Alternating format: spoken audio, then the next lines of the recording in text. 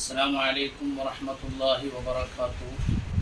الحمد لله والصلاة والسلام على رسول الله وآله وصحبه الفائزين برضا الله. ഇസ്ലാമിൻ്റെ പഞ്ചസ്തംഭങ്ങളിൽ അഞ്ചാമത്തതാണ് കഴിവുള്ളവർ ഹജ്ജ് ചെയ്യുക എന്നുള്ളത്. സ്വീകാര്യയോഗ്യമായ ഹജ്ജിന് സ്വർഗമല്ലാതെ പ്രതിഫലമില്ല എന്ന് ഹബീബായ റസൂലുള്ളാഹി സ്വല്ലല്ലാഹു അലൈഹി വസല്ലമ തങ്ങൾ പഠിപ്പിക്കുന്നു.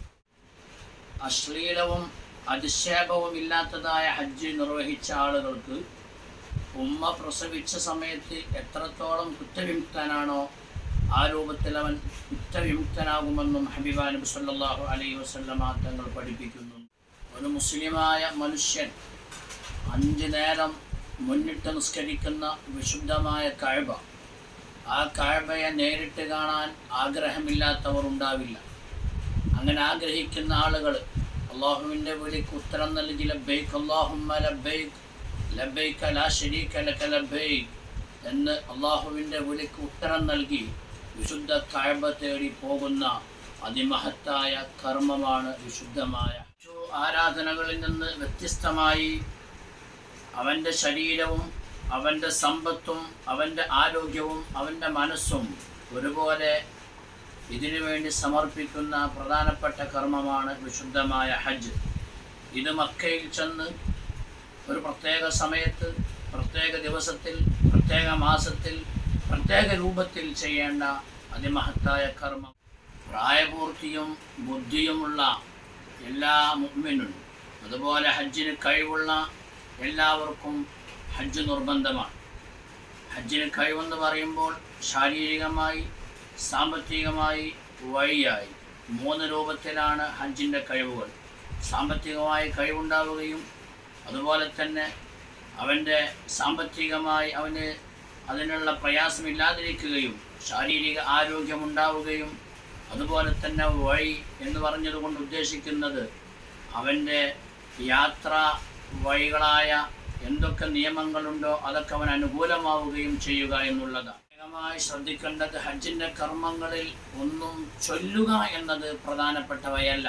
എന്നാൽ ചൊല്ലണ്ട എന്നതിനർത്ഥമില്ല. ഹജ്ജിൻ്റെ കർമ്മങ്ങളൊക്കെ ചെയ്യേണ്ടതാണ്, അത് പ്രത്യേകം ഓർക്കേണ്ടതാണ്.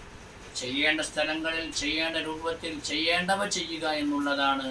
അതല്ലാതെ കുറേ ചൊല്ലലും പറയലും അല്ല പ്രാധാന്യമെന്ന് പ്രത്യേകം മനസ്സിലാക്കുന്നത് നല്ലതാണ്. ഹജ്ജിന് ചിലവഴിച്ച സമ്പത്ത് അത് വലിയ ബറക്കത്താണ് എന്ന് ഹദീസിൽ കാണാം.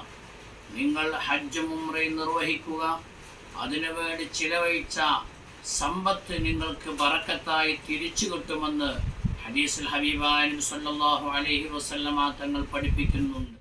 അതുമാത്രമല്ല, ആയുസ്സിൽ അത് ബറക്കത്തുണ്ടാക്കും. അവൻ്റെ ദോഷങ്ങൾ അത് കാരണമായി പൊറുക്കപ്പെടും.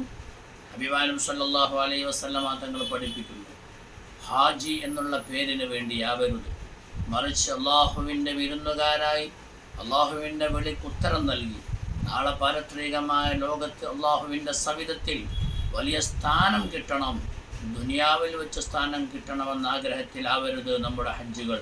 ഹാജി എന്ന പേര് വിളിക്കാത്തതിനാൽ താൻ ഹജ്ജ് ചെയ്തിട്ടുണ്ട്, എന്തുകൊണ്ട് തന്നെ ഹാജി എന്ന് വിളിച്ചില്ല എന്ന രൂപത്തിൽ ആരും എന്താക്കാൻ പാടില്ല, അതിനെ കാണാൻ പാടില്ല. മറിച്ച് ഇവിടെ ഹാജി എന്ന് വിളിച്ചാലും വിളിച്ചില്ലെങ്കിലും അള്ളാഹുവിൻ്റെ മുമ്പിലായിരിക്കണം നമ്മുടെ ഹാജിമാർ.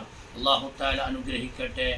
കഅബയിലെത്താൻ അവസരമുണ്ടായിട്ടും അവൻ ഹജ്ജ് ചെയ്തിട്ടില്ല എങ്കിൽ, ഒരാൾക്ക് കഅബയിലെത്താനുള്ള സാമ്പത്തികമായ കഴിവുണ്ട്, ശാരീരികമായ കഴിവുണ്ട്, വഴിയുള്ള തടസ്സങ്ങളെല്ലാം നീക്കമാണ്, ഒരു തടസ്സവും ഇല്ലാത്ത രൂപത്തിലും അവനത് ഹജ്ജിന് സമയമുണ്ടായിട്ടും അവസരമുണ്ടായിട്ടും ഹജ്ജ് ചെയ്തിട്ടില്ല എങ്കിൽ ഹബീബായ റസൂലുള്ളാഹി സ്വല്ലല്ലാഹു അലൈഹി വസല്ലമ തങ്ങൾ പറയുന്നു, അവൻ ഒരു പക്ഷേ ക്രിസ്ത്യാനിയായിട്ടോ യഹൂദിയായിട്ടോ ആയിരിക്കും മരിക്കുക.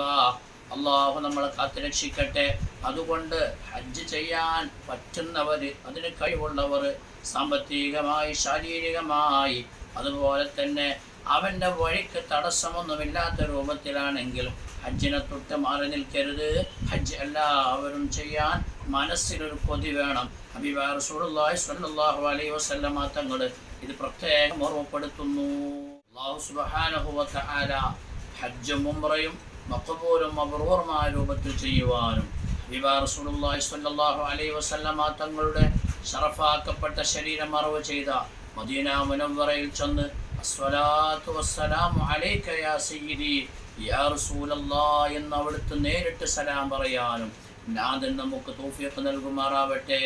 ആമീൻ ബിറഹ്മതിക യാ അർഹമർ റഹീമീൻ. അസ്സലാമു അലൈക്കും വറഹ്മത്തുള്ളാഹി വബറകാതുഹു.